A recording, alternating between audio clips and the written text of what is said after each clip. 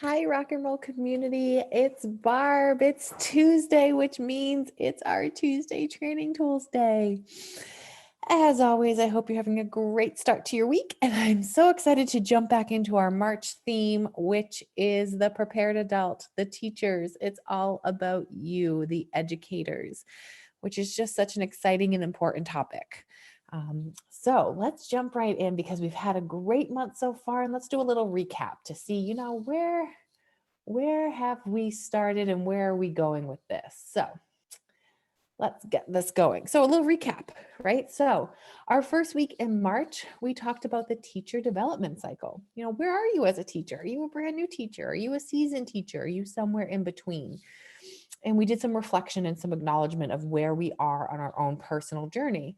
This is really important because once we know where we are, we're able to start to recognize what we need, which led us into week 2, which is our goal setting.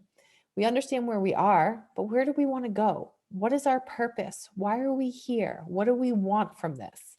We do this by setting goals and using those goals to really help navigate our future path that we create for ourselves. And then we jumped into week 3 and we said, you know what? Let's be realistic here, Barb. It is COVID.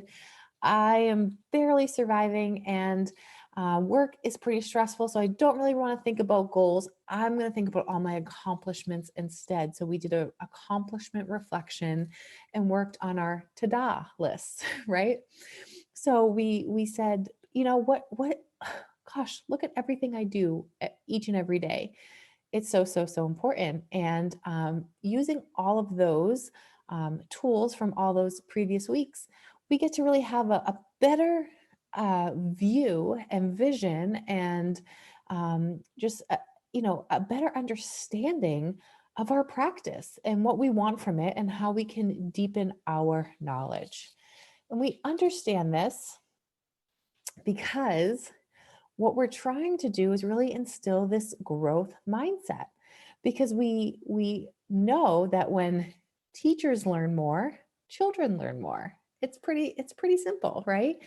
And what's so powerful about your professional development, your personal goals, how you are, again, building your career at rock and roll and as an educator, is that when you're demonstrating that you want to learn or you're curious about something or you're accepting, I'm a work in progress, which we all are. That is not something that's specific to a certain, level of teacher. Everybody is a work in progress. And when you're able to acknowledge that and, like I said, demonstrate it, essentially what you're doing is you're creating an environment for learning that others can feel safe. So maybe this is, helping your co-teacher or another staff member in the building, or if you're in the home setting, what you're really doing is creating that learning environment for the children too. And that's really incredible because that's exactly what we want to be modeling as professional educators. So I always like to start with the recap and always that reminder of why we do this work, why we're signing on to this Tuesday training tool, why it's important for our day to day. It's not to create more tasks. It's not to make you feel guilty by any means. It's to really show you that, hey, this is important stuff. And we understand that, when we are creating that culture for learning, the ripple effect it has on everyone around us. And that's the ultimate goal. Okay.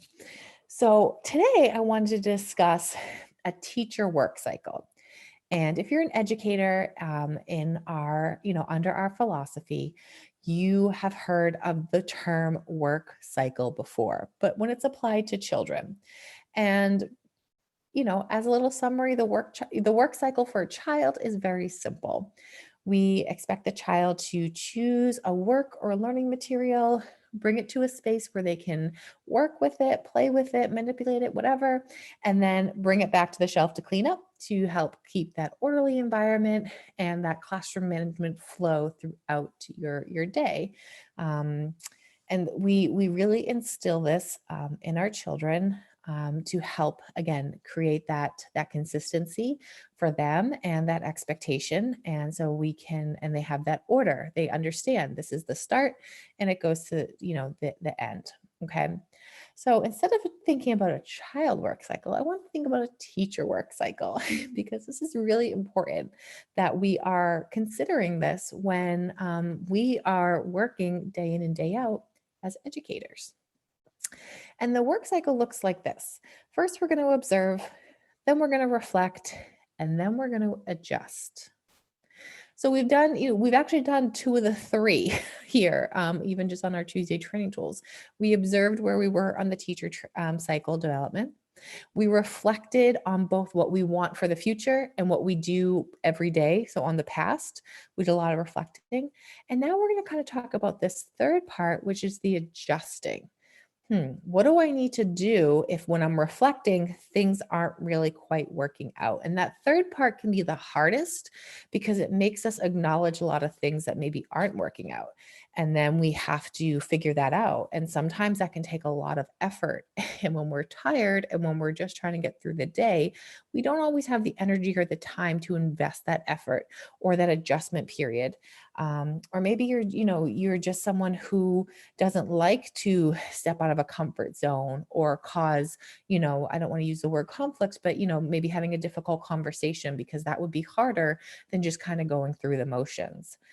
But I will say this, if we never get to that third part, if we never get to that adjustment part of, what we need to be doing to make sure that we are always in this active, really healthy work cycle for ourselves, then things are going to stay the same.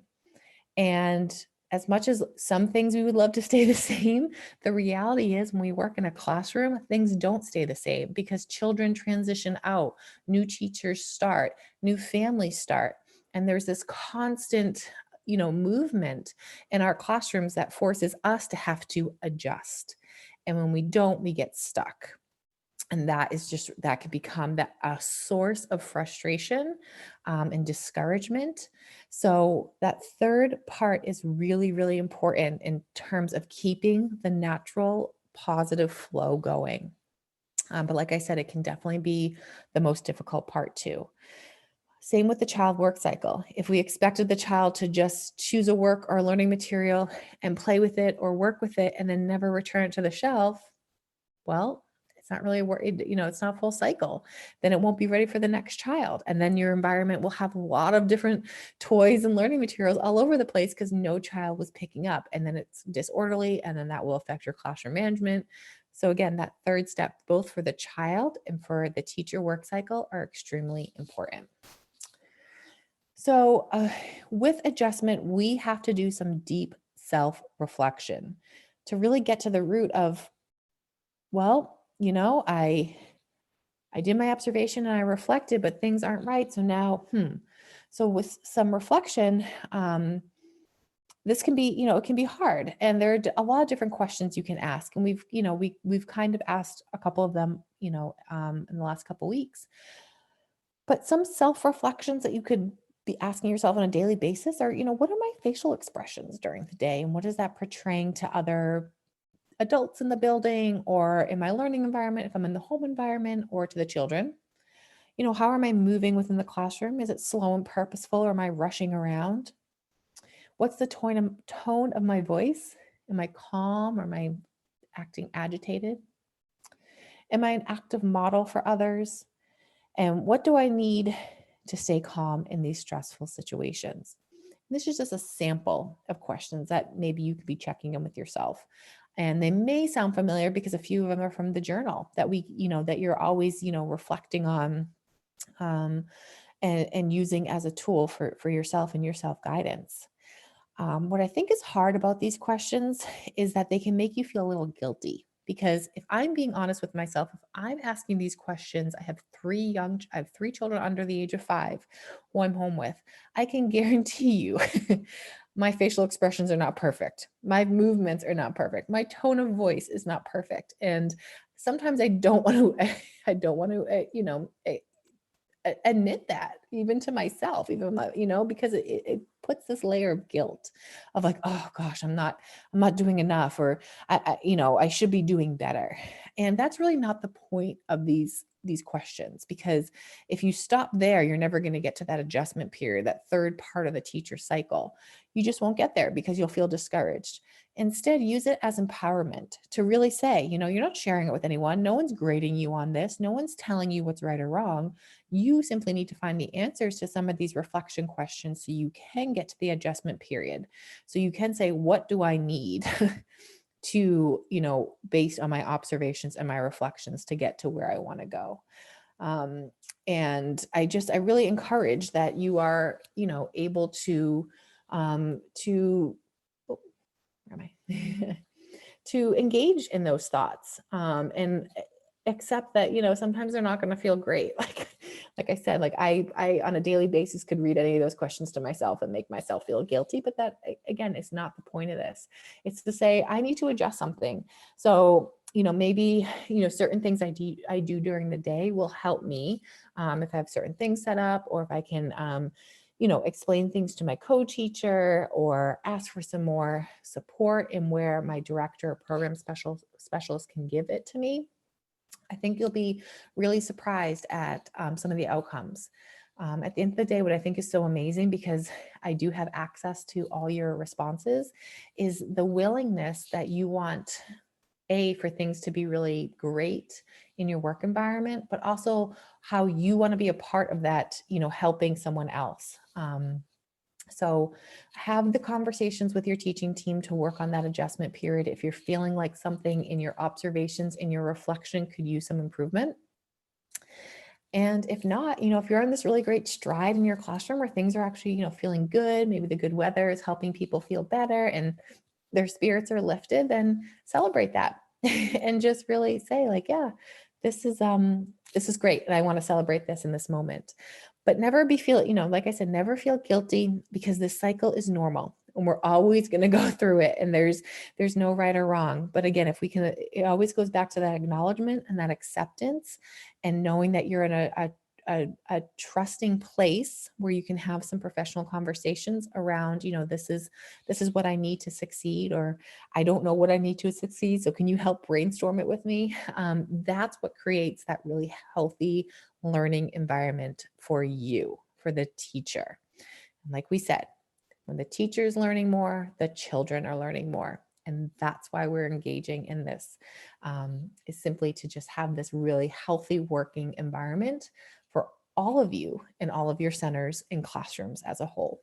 So I hope you enjoy the ongoing conversations you've been having with your co-teachers, or maybe you haven't been having any, but maybe you've been thinking a little deeper into your practice after these videos or after something. I hope, if nothing else, it sparks, like I said, some type of inspiration that can help you be feeling more motivated or more curious, or just wanting to learn more and ask questions. That's the ultimate goal. We are always here. If you have any questions at all, you can always reach out to your program specialist or your director or myself directly. I love reading all your responses, and I look forward to this continued development as we guide, your reflections on you. And I can't end a video without saying thank you from the bottom of my heart for all the hard work you do, and each and every day, and what you do for the children, the families, and our community as a whole. It's absolutely amazing. So I hope you're feeling proud. I know I'm feeling grateful for all of you. And I will see you again here next week as we continue our conversation. Thanks, everyone, and have a great day.